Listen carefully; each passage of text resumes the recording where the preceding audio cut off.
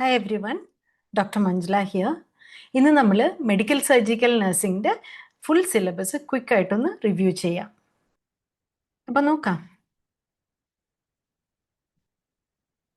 ആദ്യം തന്നെ cardio vascular system. അതിനകത്തുള്ള എല്ലാ ഡിസീസസും നമ്മൾ ക്വിക്കായിട്ടൊന്ന് റീക്യാപ്പ് ചെയ്യുവാണ്. ആദ്യത്തേത് ആൻജൈന പെക്ടോറിസ് എന്ന് പറഞ്ഞാൽ ചെസ്റ്റ് പെയിൻ ആണ്. എന്തുകൊണ്ടാണ്? Decreased oxygen supply to the myocardium. Okay, causes are atherosclerosis and coronary artery spasm. Atherosclerosis എന്ന് പറഞ്ഞാൽ a deposition of plaque and thrombus and all of that and reducing the lumen of the coronary artery. So there are three different types of angina: stable angina, unstable angina and variant angina or Prinzmetal angina. അപ്പോൾ ഇതിനകത്ത് ഏറ്റവും പ്രശ്നം എന്ന് പറയുന്നത് unstable ആൻജൈനയാണ്. കാരണം ഇത് MI ആയിട്ട് മാറാനുള്ള സാധ്യതകൾ ഏറെയാണ്. ദെൻ ക്ലിനിക്കൽ മാനിഫെസ്റ്റേഷൻസ് പറയുവാണെങ്കിൽ പെയിൻ ഓൺ എക്സേർഷൻ, സ്റ്റെപ്പ് കയറുമ്പോഴോ അല്ലെങ്കിൽ ആയാസമുള്ള ജോലികൾ ചെയ്യുമ്പോഴോ അങ്ങനെയാണെങ്കിൽ അത് നമ്മൾ അത് സ്റ്റേബിൾ ആൻജൈനയിലാണ് അങ്ങനെ കാണപ്പെടുന്നത്. അൺസ്റ്റേബിളിലാവുമ്പോൾ ഇത് നമ്മൾ വെറുതെ ഇരുന്നാലും പെയിൻ വരും. അതാണ് അൺസ്റ്റേബിൾ ആൻജൈന. ഇനി ECGയിൽ വ്യത്യാസങ്ങൾ വരുന്ന ട്രാൻസിയൻ്റ്, അത് കുറച്ച് കഴിയുമ്പോൾ അതങ്ങ് മാറും. അപ്പോൾ അവിടെ പെർമനൻറ്റ് ഡാമേജ് ഇല്ല. അതുകൊണ്ട് തന്നെ ECG ചേഞ്ചസ് പെർമനൻ്റ് ആയിട്ട് നിൽക്കുകയും ഇല്ല. ഇനി മെഡിക്കേഷൻസ് എന്താണ്? ആദ്യം നമ്മൾ കൊടുക്കുന്നത് നൈട്രേറ്റ്സ് ആണ്. അതിൻ്റെ ജോലി എന്താ? Vasodilation of the coronary arteries. പിന്നെ ബീറ്റ ബ്ലോക്കേഴ്സ് കൊടുക്കും, ഹാർട്ട് റേറ്റ് കുറയ്ക്കാൻ, ആ ഒരു റെസ്റ്റ് കൊടുക്കാൻ ഹാർട്ടിന്. പിന്നെ കാൽഷ്യം ചാനൽ ബ്ലോക്കേഴ്സ്, അതെന്താ ചെയ്യുന്നത്? ആഫ്റ്റർ ലോഡ് കുറയ്ക്കും. എങ്ങനെ ആഫ്റ്റർ ലോഡ് കുറയ്ക്കും? ബ്ലഡ് വെസൽസ് എല്ലാം ഡൈലേറ്റ് ആയിട്ട് അല്ലെങ്കിൽ ആ എന്താ പറയുക ലൂമനൊക്കെ കുറച്ചും റെസിസ്റ്റൻസ്, നമുക്ക് ഹാർട്ടിന് പമ്പ് ചെയ്യേണ്ട റെസിസ്റ്റൻസ് കുറവാക്കും by dilating all the blood vessels. So decreasing the BP, basically calcium channel blockers അതിനാണല്ലോ കൊടുക്കുന്നത്, ബ്ലഡ് പ്രഷർ കുറയ്ക്കാനാണ്. അപ്പം ആ ബ്ലഡ് പ്രഷർ കുറയുന്ന വഴി നമുക്ക് ഹാർട്ടിന് പമ്പ് ചെയ്യേണ്ട അതിൻ്റെ ആ ഒരു സ്ട്രഗിൾ ഉണ്ടല്ലോ, അത് കുറയും. അതിനെയാണ് നമ്മൾ ആഫ്റ്റർ ലോഡ് എന്ന് പറയുന്നത്, ഡിക്രീസ്ഡ് ആഫ്റ്റർ ലോഡ്. എത്ര സ്ട്രെങ്ത്തിലാണ് നമ്മുടെ ഹാർട്ട് പമ്പ് ചെയ്യേണ്ടത്. അപ്പം അത് കൂടുതലാണെങ്കിൽ, ഹാർട്ടിന് ഭയങ്കരമായിട്ട് പമ്പ് ചെയ്യണമെങ്കിൽ നമ്മുടെ ആഫ്റ്റർ ലോഡ് കൂടുതലാവുമ്പോഴാണ് ഹാർട്ടിൻ്റെ പമ്പിങ് കപ്പാസിറ്റി അല്ലെങ്കിൽ പമ്പ് ചെയ്യേണ്ട ആ ഒരു ആയാസം കൂട്ടേണ്ടത്. ഓക്കെ, അപ്പോൾ എനിക്കൊന്ന് പ്രീ ലോഡ് ആഫ്റ്റർ ലോഡ് നിങ്ങൾക്ക് അറിയാമെന്ന് ഞാൻ വിശ്വസിക്കുന്നു. Then anti platelets are given to prevent any thrombosis. അപ്പോൾ നമ്മൾ ചില കാര്യങ്ങൾ സ്പെഷ്യലായിട്ട് ചിന്തിക്കാനുള്ളത്, പെയിൻ റിലീവ്ഡ് ബൈ റെസ്റ്റ് ആണെങ്കിൽ അത് സ്റ്റേബിൾ ആൻജൈനയാണ്. അൺസ്റ്റേബിൾ ആൻജൈന ആണെങ്കിൽ risk of MI is more. Complications MI ആവാം, അരിത്മിയ ഡെവലപ്പ് ചെയ്യാം. അടുത്തത് മയോകാർഡിയൽ ഇൻഫാക്ഷൻ. ഇവിടെ എന്താ ഇൻഫാക്ഷൻ എന്ന് പറയുമ്പോൾ ഡെത്ത് ഓഫ് മയോകാർഡിയം. എന്തുകൊണ്ടാണ്? ഇസ്കീമിയ പ്രൊലോങ്ഡ് ആയതുകൊണ്ടാണ്. ഇവിടെയും atherosclerotic plaque rupture and thrombosis is the main reason. അപ്പോൾ അതെറോസ്ക്ലീറോസിസ് ഇവിടെ ഓൾറെഡി ഡെവലപ്പ് ആയിട്ടുണ്ട്. അതിൽ ത്രോംബോസ് ഒക്കെ വന്ന് പ്ലാക്ക് ഫോർമേഷനൊക്കെ ആയിട്ട് ഇതെന്ത് ചെയ്യും? ഒരു fine morning this will rupture and it will result in some clot formations and things in the coronary artery leading to MI. MI തന്നെ രണ്ട് രീതിയിലുണ്ട്, STEMI and non STEMI. ST elevation MI ആണ്, ECG changes അങ്ങനെ വരും. ഇതിൽ ST elevation ഇല്ലാതെ MI വരാം. So നമുക്കിവിടെ പെയിൻ എങ്ങനെയാണ്? Chest pain more than 30 minutes ആണ്, and that radiates to the left arm and jaw, ആ ലെഫ്റ്റ് സൈഡിലോട്ട് റേഡിയേറ്റ് ചെയ്യുന്നു. പിന്നെ ECG ചേഞ്ചസിൽ ST എലിവേഷനും Q വേവ്സ്, അത് ഇമ്പോർട്ടൻ്റ് ആണ്. Q waves and that persists, അതങ്ങനെ തന്നെ ഉണ്ടാവും. ഡെത്ത് കാണിക്കുന്നതാണ്, മയോകാർഡിയം ഡെത്ത് ആയിട്ടുണ്ടോ എന്ന് കാണിക്കുന്നതാണ് ഈ Q വേവ്. അപ്പോൾ കുറേ നാൾ കഴിഞ്ഞിട്ടും, മേ ബി ഒരു 10 വർഷം കഴിഞ്ഞിട്ട് നമ്മൾ ആശുപത്രിയിൽ പോകുമ്പോൾ എന്തെങ്കിലും ECG എടുത്താലും ഈ Q വേവ് അവിടെ പെർസിസ്റ്റൻ്റ് ആയിട്ടുണ്ടാവും. അപ്പോൾ ബാക്കി ഇൻവെസ്റ്റിഗേഷൻ എന്താണ്? ട്രോപ്പോനിൻ നമ്മൾ ചെയ്യുമ്പോൾ അത് എലിവേറ്റഡ് ആയിരിക്കും. CK-MB is also elevated. Drugs, aspirin. എന്തിനാ ആസ്പിരിൻ? പ്ലേറ്റ്ലെറ്റ് ക്ലംപ് ചെയ്യുന്നത് അല്ലെങ്കിൽ ഒരുമിച്ച് കൂടുന്നതിനെ പ്രിവെൻറ്റ് ചെയ്യാനാണ്. പിന്നെ കൊടുക്കുന്ന ക്ലോപ്പിഡോഗ്രൽ, അത് പ്ലേറ്റ്ലെറ്റ് ആക്ടിവേഷൻ ഉണ്ടല്ലോ, ആ ഒരു ഇനീഷ്യൽ പ്രോസസ് അതിനെ അങ്ങോട്ട് ബ്ലോക്ക് ചെയ്യും. ഹെപ്പാരിൻ ആണെങ്കിലോ പ്രിവെൻസ് ക്ലോട്ട് ഫോർമേഷൻ. ഇനി ഓൾറെഡി ഫോം ചെയ്ത ക്ലോട്ട് ആണെങ്കിലോ നമ്മൾ ത്രോംബോലൈസിസ് ചെയ്യും. So that dissolves the existing clot. പിന്നെ ഭയങ്കര പെയിൻ അല്ലേ, അപ്പം മോർഫിൻ കൊടുക്കും. പെയിനും ആങ്സൈറ്റിയും ഒക്കെ കുറയ്ക്കും, ഒന്ന് സെറ്റിൽ ആവാൻ. അതല്ലെങ്കിൽ എന്ത് പറ്റുമെന്ന് കഴിഞ്ഞാൽ ഹാർട്ടിന് പിന്നെയും ആയാസം കൂടും. നമുക്ക് വേദന ഉള്ളപ്പോൾ that will actually stimulates the heart to even beat faster. So we don't want that. So we give rest to the heart by giving morphine so that we get relief of pain and anxiety. പിന്നെ beta blockers എന്തിനാ? Heart rate കുറയ്ക്കാനായിട്ട്. statins to decrease the cholesterol. Statins ഇപ്പോൾ cholesterol പ്രൊഫൈലാക്റ്റിക്കലി നമുക്ക് കൊടുക്കാം risk ആയിട്ടുള്ള ആൾക്കാർക്കും. അടുത്തത് നമ്മൾ എങ്ങനെയാണ് മാനേജ് ചെയ്യുന്നത്? ഈ മോന എന്നുള്ളത്, ഓണം എന്നൊക്കെ പറഞ്ഞിട്ട് നമ്മൾ അബ്രിവിയേഷൻസ് അല്ലെങ്കിൽ ന്യൂമോണിക്സിൽ പഠിക്കാറുണ്ട്. ആദ്യം എന്താ? മോർഫിൻ കൊടുക്കുക, ഓക്സിജൻ കൊടുക്കുക, നൈട്രേറ്റ്സ് കൊടുക്കുക ആൻഡ് അഡ്മിനിസ്റ്റർ ആസ്പിരിൻ. സോ നമ്മുടെ ഏറ്റവും ഇമ്പോർട്ടൻ്റ് ആയിട്ടുള്ള കീ എലമെൻ്റ് എന്താണ്? ഏർലി റീപെർഫ്യൂഷൻ അല്ലെങ്കിൽ ഡാമേജസ് കൂടും. സോ ഏർലി റീപെർഫ്യൂഷന് നമ്മൾ സ്റ്റെൻഡ് ഇടുന്നു, പ്രൈമറി സ്റ്റെൻഡിങ്, ത്രോംബോലൈസ്, അങ്ങനെ കുറേ കാര്യങ്ങളാണ്. ദെൻ കോംപ്ലിക്കേഷൻസ് ആണെങ്കിൽ കാർഡിയോജനിക് ഷോക്ക്, പിന്നെ അരിത്മിയ ഒരു ഭയങ്കര കോമൺ ആയിട്ടുള്ള complication. This is the most common complication. Okay, arrhythmia. Then heart failure എന്തുകൊണ്ടാണ്? ഒരു പാർട്ട് ഓഫ് ദ മയോകാർഡിയം ചത്തുപോയില്ലേ ബ്ലഡ് ഇല്ലാതെ. അപ്പോൾ അവിടെ അതിൻ്റെ പമ്പിങ് ഇഫക്റ്റ് കുറവാണ്. അപ്പം ഒത്തിരി area of the myocardium is dead, then it leads to massive cardiac failure, and that weak ആയിട്ടുള്ള ആ മയോകാർഡിയം can also rupture. അടുത്തത് congestive cardiac failure, that is the inability of the heart to pump blood effectively. coronary artery disease, hypertension, valvular diseases, cardiomyopathy, ഇതൊക്കെയാണ് common ആയിട്ടുള്ള അതിൻ്റെ causes. രണ്ട് തരമുണ്ട്, left side heart ഫെയിലിയറും right side heart ഫെയിലിയറും, പിന്നെ ബൈവെൻട്രിക്കുലറും ഉണ്ട്. ഇപ്പോൾ ലെഫ്റ്റ് സൈഡ് ഹാർട്ട് ഫെയിലിയറിലാണെങ്കിൽ മെയിനായിട്ട് ഇതാണ് ചോദിക്കാൻ സാധ്യതയുള്ളത്. മെയിനായിട്ട് നമുക്ക് കാണുന്ന സിംറ്റംസ് ഏതാണ്? അത് ചോദിച്ചിട്ടുമുണ്ട് കേട്ടോ. റൈറ്റ് സൈഡ് ഹാർട്ട് ഫെയിലിയറിൻ്റെ സിംറ്റം വെച്ചിട്ടൊരു ക്വസ്റ്റ്യൻ ചോദിച്ചിട്ടുണ്ട്. അപ്പോൾ ലെഫ്റ്റ് സൈഡിലാണെങ്കിൽ നമുക്ക് എന്താ കിട്ടും? ഡിസ്നിയ ഉണ്ടാവും, ഓർത്തോപ്നിയ ഉണ്ടാവും, ഫറ്റിഗ് എന്ന് വെച്ചാൽ mainly related to lungs. Left side ഹാർട്ടിന് ഫെയിൽ ആകുമ്പോൾ നമുക്ക് ആ പമ്പിങ് ഇഫക്റ്റ് ലെഫ്റ്റ് സൈഡിൽ കുറയുമ്പോൾ എന്താവും? ബ്ലഡ് ഇങ്ങനെ ബാക്ക് ഫ്ലോ ചെയ്ത് ലങ്ങിൽ കയറി അക്യുമുലേറ്റ് ചെയ്ത് കൊടുക്കും. അപ്പോൾ ലങ് ഭയങ്കര എന്താ പറയുക, നമ്മൾ പ്ലിത്തോറിക് ലങ് എന്നൊക്കെ പറയും. അതിനകത്ത് കൂടുതലും ബ്ലഡ് അവിടെ അക്യുമുലേറ്റ് ചെയ്യുമ്പോഴാണ് ഈ ഡിസ്നിയ, ഓർത്തോപ്നിയ ഒക്കെ വരുന്നത്. അല്ല, റൈറ്റ് സൈഡ് ഹാർട്ട് ഫെയിലിയർ ആകുമ്പോൾ എന്താ? Right side inferior and superior vena cava gets filled up. So back flow ആണ്. ബാക്ക് പ്രഷർ എവിടെയാണ് റിഫ്ലക്റ്റ് ചെയ്യുന്നത്? നമ്മുടെ ലിവറിലും സ്പ്ലീനിലും, ഹെപ്പാറ്റോമെഗാലിയും സ്പ്ലീനോമെഗാലിയും ഒക്കെ കാണാൻ സാധിക്കും. അതുപോലെ തന്നെ എഡിമയും ഉണ്ടാവും. So these are the manifestations of right sided heart failure. ഇനി ഇവിടെ ഇത് അക്യുമുലേറ്റ് ചെയ്ത് കിടക്കുമല്ലോ വെള്ളം, അല്ലെങ്കിൽ ബ്ലഡ് ഇങ്ങനെ ലങ്സിലും അവിടെ ഇവിടെയൊക്കെ ആയിട്ട് അക്യുമുലേറ്റ് ചെയ്ത് കിടക്കുന്നുണ്ട്. അതിനെ നമുക്ക് കുറയ്ക്കണം. So we give diuretics to decrease the preload.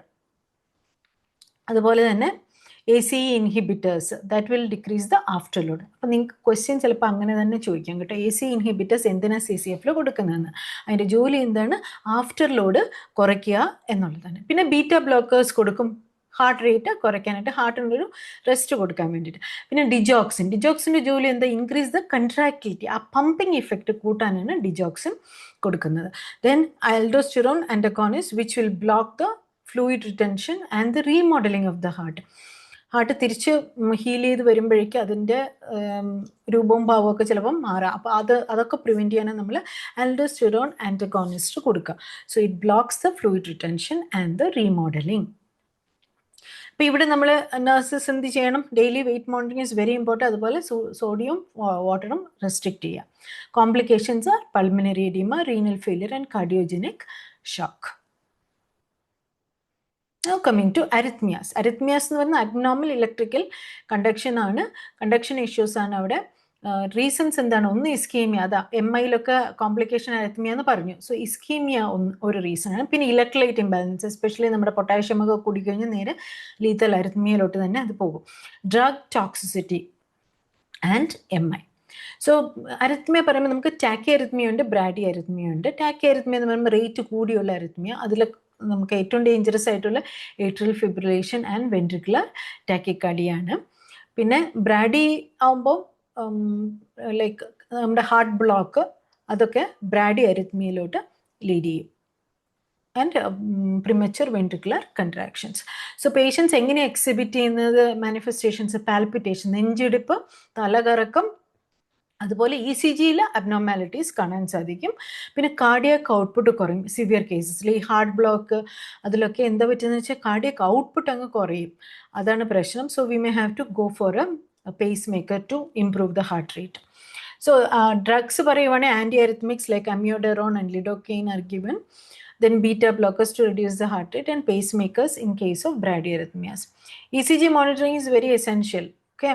And you have to avoid the triggers. എന്താണ് എറിത്മിയയുടെ ട്രിഗർ എന്നുള്ളത് അവോയ്ഡ് ചെയ്യുക. ഇപ്പം MI ആണെങ്കിൽ നമ്മൾ അത് വാട്ട് ഈസ് റിസ്ക്, ഇലക്ട്രൈറ്റ് ആണെങ്കിൽ അത് മാനേജ് ചെയ്യുക, അങ്ങനെ. പിന്നെ ഈ ഏട്രിയൽ ഫിബ്രിലേഷനിൽ നിങ്ങൾക്ക് അറിയേണ്ട ഒരു കാര്യം എന്ന് പറഞ്ഞാൽ it can result in stroke or cardiac arrest. Atrial fibrillation, atrial flutter, അതിലൊക്കെ ചെറിയ ചെറിയ ക്ലോട്ട് ഫോം ചെയ്യും. എന്നിട്ട് അത് പോയിട്ട് നമ്മുടെ സെറിബ്രൽ സർക്കുലേഷനിൽ ലോഡ്ജ് ചെയ്യുമ്പോഴാണ് സ്ട്രോക്ക് ഉണ്ടാവുക. അടുത്തത് ഇൻഫ്ലമേറ്ററി ഹാർട്ട് ഡിസീസ്. ഞാൻ സൂപ്പർഫിഷ്യലി പറഞ്ഞു പോവാണ് കേട്ടോ, ബിക്കോസ് ഓരോ ഡിസീസും നമുക്ക് ഡീറ്റെയിൽഡ് ആയിട്ട് പഠിക്കാനുള്ള സമയമല്ല ഇത്. ജസ്റ്റ് ഒരു ബ്രഷിങ് അപ്പ് ആണ്. ഇൻഫ്ലമേറ്ററി ഹാർട്ട് ഡിസീസിൽ 3 ലെയറിൽ നമുക്ക് ഇൻഫ്ലമേഷൻ വരാം. എൻഡോകാർഡിയത്തിൽ ഇൻഫ്ലമേഷൻ വരുന്നതിന് എൻഡോകാർഡൈറ്റിസ്, മയോകാർഡിയത്തിൽ വരുന്ന മയോകാർഡൈറ്റിസ്, പെരികാർഡിയത്തിൽ വരുന്ന പെരികാർഡൈറ്റിസ്. ഇതിൻ്റെ റീസൺസ് എന്താണ്? ബാക്ടീരിയോ അല്ലെങ്കിൽ വൈറൽ ഇൻഫെക്ഷൻസോ ആവാം. പിന്നെ ഓട്ടോ ഇമ്മ്യൂൺ കണ്ടീഷൻസ്, നമ്മുടെ റുമാറ്റിക് ഫീവർ അല്ലെങ്കിൽ SLE പോലുള്ള കണ്ടീഷൻസിലും ഈ ഇൻഫ്ലമേറ്ററി ഹാർട്ട് ഡിസീസ് സംഭവിക്കാം ആസ് എ കോംപ്ലിക്കേഷൻ. സോ എൻഡോകാർഡൈറ്റിസിന്റെ മാനിഫെസ്റ്റേഷൻ എന്തൊക്കെയാണ്? ഫീവർ ഉണ്ടാവും. ഇൻഫ്ലമേഷൻ ആയതുകൊണ്ട് ഡെഫിനറ്റ്ലി ഫീവർ ഉണ്ടാവും. പിന്നെന്താ? Chest pain and murmur. പെരികാർഡൈറ്റിസിലാകുമ്പോൾ പെരികാർഡിയൽ ഫ്രിക്ഷൻ റബ്ബും ST എലിവേഷനും ഉണ്ടാവും ECGയിൽ. സോ മയോകാർഡൈറ്റിസിലാകുമ്പോൾ കംപ്ലീറ്റ് മയോകാർഡിയം അഫക്റ്റഡ് ആകുമ്പോൾ അത് ഹാർട്ട് ഫെയിലിയറിൻ്റെ സൈൻസാണ് കാണിക്കുന്നത്. എളുപ്പത്തിൽ അങ്ങനെ ഓർത്താൽ മതി. ഹാർട്ട് ഫെയിലിയറിൻ്റെ സൈൻസ് ആണ് നമ്മുടെ മയോകാർഡൈറ്റിസിൽ ഉണ്ടാവുക. ഇനി ഇതിൻ്റെ മാനേജ്മെൻറ്റ് എങ്ങനെയാണ്? ഇൻഫെക്ഷനാണ്, ഇൻഫ്ലമേഷനാണ്, അപ്പോൾ നമ്മൾ ആൻറ്റിബയോട്ടിക്സ് കൊടുക്കണം. പിന്നെ പെരികാർഡൈറ്റിസിലാകുമ്പോൾ എന്താ, ചെസ്റ്റ് പെയിൻ ഭയങ്കരമായിട്ടുണ്ടല്ലോ, പെരികാർഡിയൽ റബ്ബും പെയിനും ഒക്കെ ഉണ്ടാവും. അതുകൊണ്ട് NSAIDs കൊടുക്കാം. പിന്നെ steroids to reduce the inflammation. പിന്നെ ബാക്കിയെല്ലാം സപ്പോർട്ടീവ് കെയർ ആണ്. സോ ഇവിടെ ഒരു കാര്യം ശ്രദ്ധിക്കാനുള്ള, ഇപ്പോൾ പേഷ്യൻറ്റിന് ഇൻഫ്ലമേറ്ററി ഹാർട്ട് ഡിസീസ് ഉണ്ടെങ്കിൽ അല്ലെങ്കിൽ റുമാറ്റിക് ഫീവറിൻ്റെ ഡയഗ്നോസിസ് ഉണ്ടെങ്കിൽ നമ്മൾ ഡെൻറ്റൽ പ്രൊസീജിയേഴ്സ് എന്ത് ചെയ്യുന്നതിന് മുമ്പും ആൻറ്റിബയോട്ടിക് പ്രൊഫൈലാക്സിസ് കൊടുത്തിരിക്കണം. ഓക്കെ. പിന്നെ കോംപ്ലിക്കേഷൻ എന്താ? Valvular damage. കാരണം ഈ ബാക്ടീരിയ, ഈ പറഞ്ഞ വൈറസും ബാക്ടീരിയ ഒക്കെ എവിടെ പോയി അവർ കോളനി ഫോം ചെയ്യുന്നത്? വാൽവ്സിലാണ്. അവിടെ ഇങ്ങനെ തിന്നു കുടിച്ച് അവിടെ ഫാമിലി സെറ്റപ്പ് ചെയ്തോളൂ. അപ്പോൾ വാൽവ്സ് ഒക്കെ ഡാമേജ് ആവും, സ്റ്റീനോട്ടിക് ആവാം, പ്രൊലാപ്സ് ആവും, അങ്ങനെ കുറേ പ്രശ്നങ്ങൾ. പിന്നെ കാർഡിയക് ടാമ്പോണേരി, ഇൻഫ്ലമേറ്ററി എക്സുഡേറ്റ്സ് ഒക്കെ പോയി ഹാർട്ടിൻ്റെ ചുറ്റും അക്യുമുലേറ്റ് ചെയ്തിട്ട് it will compress the heart. So that will reduce to decrease cardiac output and finally heart failure. അടുത്തത് ആർട്ടീരിയൽ ഡിസോർഡേഴ്സ്. ആർട്ടറീസിനെ അഫക്റ്റ് ചെയ്യുന്നു. ഒക്ലൂഷൻ അല്ലെങ്കിൽ നാരോയിങ്. എന്തൊക്കെയാണ്? ഒന്ന് അതെറോസ്ക്ലെറോസിസ് ആണ് ഒരു റീസൺ. പിന്നെ സ്മോക്കിംഗ്, ത്രോംബോആൻജൈറ്റിസ് ഒബ്ലിറ്ററൻസും ഒക്കെ സ്മോക്കിംഗ് റിലേറ്റഡ് ആയിട്ട് വരുന്നത്. പിന്നെ hypertension, hyperlipidaemia, these are the causes. അപ്പോൾ peripheral arterial diseases, aneurysm, aortic dissection, all these are the arterial disorders. ഇതിനകത്ത് മാനിഫെസ്റ്റേഷൻസ് എന്താണ്? Intermittent claudication. ഇടയ്ക്ക് നമ്മുടെ കാലിലേക്കുള്ള സർക്കുലേഷൻ കട്ടാവും. അപ്പോൾ ഇൻ്റർമിറ്റൻറ്റ് ക്ലോഡിക്കേഷൻ. ദെൻ കാലിൽ നോക്കിക്കഴിഞ്ഞാൽ it will be mostly it will be pale and cold. അങ്ങോട്ടേക്കുള്ള circulation ഇല്ലാത്തതുകൊണ്ട് അല്ലെങ്കിൽ കോംപ്രമൈസ്ഡ് ആയതുകൊണ്ട്. So those are the manifestations of peripheral arterial disease. Okay, peripheral arterial disease la important ആയിട്ടുള്ള points മാത്രം ഞാൻ touch ചെയ്ത് പോവാണ്. ക്ലോഡിക്കേഷൻ ചോദിച്ചിട്ടുള്ളതാണ്. Intermediate claudication and the limbs will be pale and cold, കാരണം പെർഫ്യൂഷൻ ഇല്ലാത്തത് കൊണ്ട്. പിന്നെ അന്യൂറിസം ആണെങ്കിലോ, അന്യൂറിസം ആണെങ്കിൽ നമുക്ക് കാണാൻ പറ്റും ഒരു പൾസറ്റൈൽ മാസ്. ഇപ്പോൾ അബ്ഡോമിനൽ അന്യൂറിസം ഒക്കെ ആണെങ്കിൽ വയർ അബ്ഡോമിൻ നോക്കിക്കഴിഞ്ഞാൽ you can see that aorta, abdominal aorta, descending aorta especially, you can see a pulsatile mass. പിന്നെ ഡൈസെക്ഷൻ, അയോട്ടിക് ഡൈസെക്ഷൻ അല്ലെങ്കിൽ അതിലൊക്കെ ഭയങ്കര പെയിനാണ്. ചെസ്റ്റ് പെയിൻ ആയിട്ട് കാണുക. ടിയറിങ്, ഇങ്ങനെ വലിച്ചു കീറുന്ന പോലത്തെ പെയിനാണ്. Back pain and chest pain. So ഇതിൻ്റെ മാനേജ്മെൻറ്റ് എന്താ? ആൻറ്റിപ്ലേറ്റ്ലെറ്റ്സ് കൊടുക്കും, സ്റ്റാറ്റിൻസ് കൊടുക്കും, ആൻറ്റി ഹൈപ്പർടെൻസീവ്സ് കൊടുക്കും, പിന്നെ സർജിക്കലിയാണ് നമ്മൾ മാനേജ് ചെയ്യേണ്ടത്. അന്യൂറിസമോ ഡൈസെക്ഷനോ എന്തെങ്കിലുമൊക്കെ ഉണ്ടെങ്കിൽ you have to surgically repair it. Then check the ankle brachial index to identify, വേറൊന്നുമല്ല, നമ്മുടെ പെർഫ്യൂഷൻ, പെരിഫറൽ പെർഫ്യൂഷൻ ഐഡൻറ്റിഫൈ ചെയ്യുന്ന ഒരു ടെസ്റ്റാണത്. ദെൻ ഡൈസെക്ഷൻ ഉണ്ടെങ്കിൽ, ഡൈസെക്ഷൻ എന്ന് വെച്ചാൽ ഇത് റപ്ചർ ആവുമല്ലോ ഈ അന്യൂറിസംസ് ഒക്കെ, അപ്പോൾ അത് എമർജൻസിയാണ്. You have to emergency surgery ചെയ്ത് അതിനെ റിപ്പയർ ചെയ്യണം. So the complications are limb ischaemia, rupture and stroke. Again stroke എന്തുകൊണ്ടാണ്? ബ്ലഡ് വെസൽസ്, ബ്ലഡ് എല്ലാം കൊയാഗുലേഷൻ, ചെറിയ ചെറിയ എംബോളൈ ഫോം ചെയ്ത്, ത്രോംബസ് ഫോം ചെയ്ത് എംബോളയായി it will affect the cerebral circulation. Then comes venous disorders. Venous disorders il impaired venous return due to valve incompetence അല്ലെങ്കിൽ thrombosis. അപ്പോൾ വാൽവിൻ്റെ incompetence കൊണ്ടോ അതല്ലെങ്കിൽ ചില ത്രോംബോട്ടിക് ഫിനോമിനൻ കൊണ്ടോ ആണ് ഇത് ഉണ്ടാവുക. ഒന്ന് ഇമ്മൊബിലിറ്റി, നിങ്ങൾക്ക് DVT ഒക്കെ അറിയാമല്ലോ, ഡീപ് വെയിൻ ത്രോംബോസിസ് ഇമ്മൊബിലിറ്റി കൊണ്ടുണ്ടാകുന്നത്. പ്രഗ്നൻസി ടൈമിൽ ഇതുപോലെ തന്നെ ബ്ലഡ് ഡിസെമിനേറ്റഡ് ഇൻട്രാവാസ്കുലർ കൊയാഗുലേഷൻ ഒക്കെ സംഭവിക്കാം, ബ്ലഡ് തിക്കനായിട്ട് ചെറിയ ചെറിയ ക്ലോട്ട് ഫോം ചെയ്യാം, obesity also, and hypercoagulability. So disseminated intravascular coagulation സംഭവിക്കാം. So DVT, varicose vein, chronic venous insufficiency ഒക്കെയാണ് ഈ കണ്ടീഷൻസ്. അപ്പോൾ ഇവിടെ എങ്ങനെയാണ് പേഷ്യൻ്റ് പ്രസൻറ്റ് ചെയ്യുക? ലെഗിൽ സ്വെല്ലിംഗ് ഉണ്ടാവും, പെയിൻ ഉണ്ടാവും, അവിടുത്തെ സ്കിൻ വിൽ ബി ഡിസ്കളേർഡ്. DVT ആണെങ്കിൽ കാഫ് പെയിൻ ഉണ്ടാവും, റെഡ്നെസ് ഉണ്ടാവും, ഹോമൻ സൈൻ ഉണ്ടാവും, and there is A risk of pulmonary embolism because ഈ DVTയുടെ അവിടെ നിന്ന് ഡിസ്ലോഡ് ചെയ്യുന്ന ത്രോംബസ് പോയി നേരെ പൾമിനറി വെസൽസിൽ ലോഡ് ചെയ്തിട്ട് പൾമിനറി എംബോളിസം ഉണ്ടാവും. So treatment is anticoagulants like heparin and warfarin or give compression stockings. അപ്പോൾ അതൊരു പമ്പിങ് ഇഫക്റ്റ് കഫ് മസിൽസിലുണ്ടാവും. പിന്നെ വേരിക്കോസ് വെയിൻ ആണെങ്കിൽ അത് സ്ക്ലീറോതെറാപ്പി ചെയ്തിട്ട് നമുക്ക് മാറ്റാൻ പറ്റും. സോ പോസ്റ്റ് സർജറി നമുക്കിത് എങ്ങനെയാണ് പ്രിവെൻറ്റ് ചെയ്യാൻ പറ്റുന്നതെന്ന് വെച്ചാൽ, അല്ലെങ്കിൽ നമ്മൾ ആസ് എ നേഴ്സ് നമുക്ക് ഓർക്കേണ്ട ഇമ്പോർട്ടൻറ്റ് കാര്യം എന്ന് പറഞ്ഞാൽ, സർജറി അല്ലെങ്കിൽ ഈവൻ പ്രഗ്നൻസി ഒക്കെ സമയങ്ങളിൽ you have to encourage ambulation. ആംബുലേഷനാണ് കീ. Avoid prolonged sitting. അതുപോലെ ക്രോസ്ഡ് ലെഗ്ഡ് ആയിട്ട് ഇരിക്കുന്നതൊക്കെ അവോയ്ഡ് ചെയ്യുക. കാലുമേ കാലിട്ടിരിക്കുന്നതൊക്കെ അവോയ്ഡ് ചെയ്യുക. Because those all things will decrease the perfusion. So pulmonary embolism ആണ് കോംപ്ലിക്കേഷൻ. പിന്നെ വീനസ് അൾസേഴ്സ് വരാം. ഇതിങ്ങനെ കെട്ടിക്കിടന്നിട്ടേ വെയിൻസിൽ കെട്ടിക്കിടന്നിട്ട് there can result in ulcers. Then post thrombotic syndrome.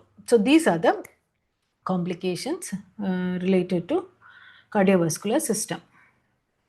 Now coming to the respiratory system. Respiratory സിസ്റ്റത്തിൽ COPD ആണ്. അത് രണ്ട് അസുഖങ്ങളാണ്, chronic bronchitis and emphysema. Chronic bronchitis എന്ന് പറയുമ്പോൾ എപ്പോഴാണ് നമ്മൾ പറയുന്നതിന്, chronic cough with sputum for more than 3 months. 3 months consecutive ആണ്. ആ വാക്ക് ഇമ്പോർട്ടൻ്റ് ആണ്.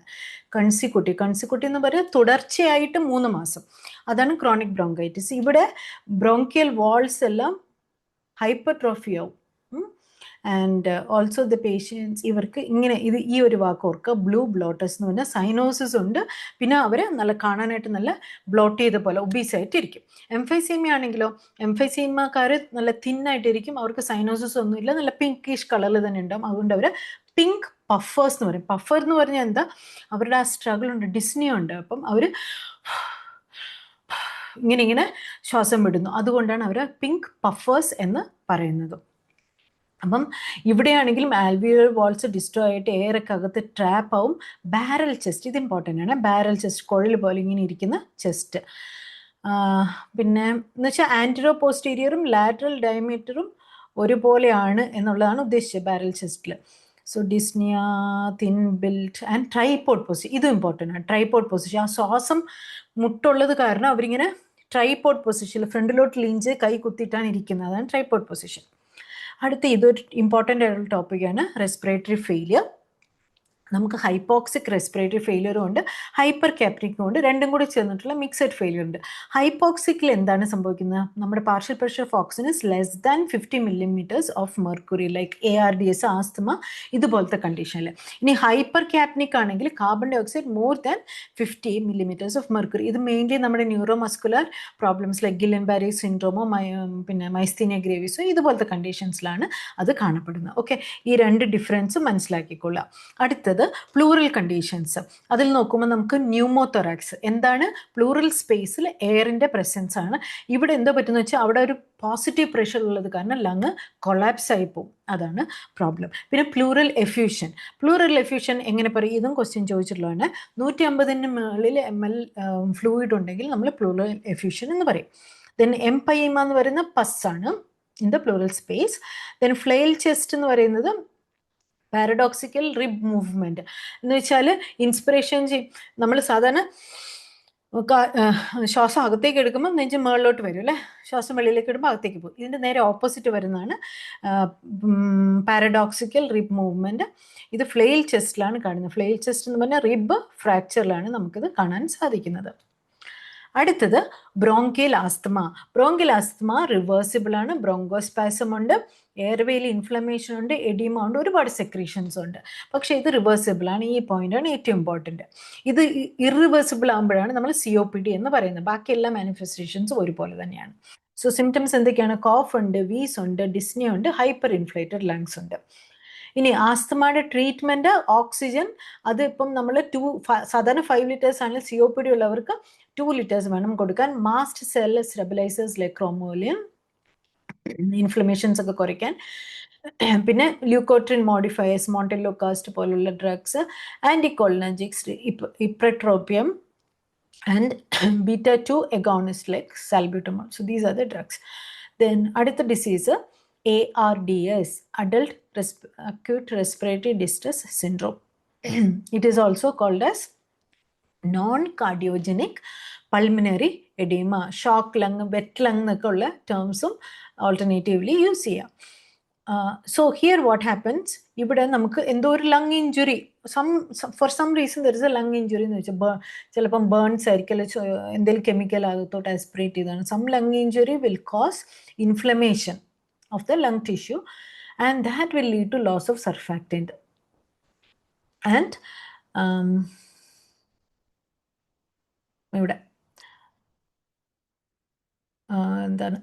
it will lead to loss of surfactant and refractory hypoxia. Refractory hypoxia means endu koduthalu idu oxygen improve avutilla. So that is about ARDS. Then അതിൻ്റെ management mechanical ventilation with low tidal volume, high PEEP and increased respiratory rate. പിന്നെ നമുക്ക് ചെയ്യാൻ പറ്റുന്ന സർഫാക്ടൻ therapy കൊടുക്കുക. ഇവിടെ actually എന്തറിയാവോ, ഇവിടെ നമ്മൾ oxygen ഒന്നും കൊടുത്തിട്ട് വലിയ ഗുണമൊന്നുമില്ല. ബിക്കോസ് നമ്മുടെ ലങ്സ് മൊത്തം വെള്ളം കെട്ടി കിടക്കുക അല്ല, അതിനകത്തൂടെ ഓക്സിജന് പെനിട്രേറ്റ് ചെയ്യാൻ പറ്റത്തില്ല, ആ ആൽവിയോലർ എക്സ്ചേഞ്ച് മെമ്പറൈനിലോട്ട് പെനിട്രേറ്റ് ചെയ്യാൻ പറ്റത്തില്ല. അതുകൊണ്ട് ചുമ്മാ ഓക്സിജൻ കൊടുത്തിട്ട് കാര്യമില്ല. നമ്മൾ മെക്കാനിക്കൽ വെന്റിലേഷനിൽ പീപ്പ് കൊടുത്ത് ഓക്സിജൻ കൊടുത്താൽ പിന്നെയും. അപ്പോൾ ഈ പീപ്പാണ് ഇവിടെ ഏറ്റവും വലിയ ഇമ്പോർട്ടൻ്റ് ആയിട്ടുള്ള കാര്യം. പിന്നെ സർഫാക്ടൻ തെറാപ്പി കൊടുക്കാം. അണ്ടർലൈൻ കോസ് എന്താണ് അതിന് ട്രീറ്റ് ചെയ്യുക. Maintain the fluid and the nutritional balance. അടുത്തത് പൾമിനറി എംബോളിസം. ഓൾറെഡി നമ്മൾ വീനസ് ഡിസോർഡറിൽ പറഞ്ഞു, DVT, പിന്നെ അതുപോലെ ഏട്രിയൽ ഫിബ്രിലേഷൻ, പിന്നെ കുറേ നാൾ ചുമ്മാ ഇങ്ങനെ ഇമ്മൊബിലായിട്ട് കിടന്നാൽ ഒക്കെ സംഭവിക്കാം. എന്താണ് സിംറ്റംസ്? സഡൻലി ഒക്കർ ചെയ്യുന്ന dyspnoea, chest pain, haemoptysis. Pulmonary എംബോളിസത്തിൽ നമ്മൾ ഫ്രോതി അല്ല ഹീമോപ്റ്റൈസിസ്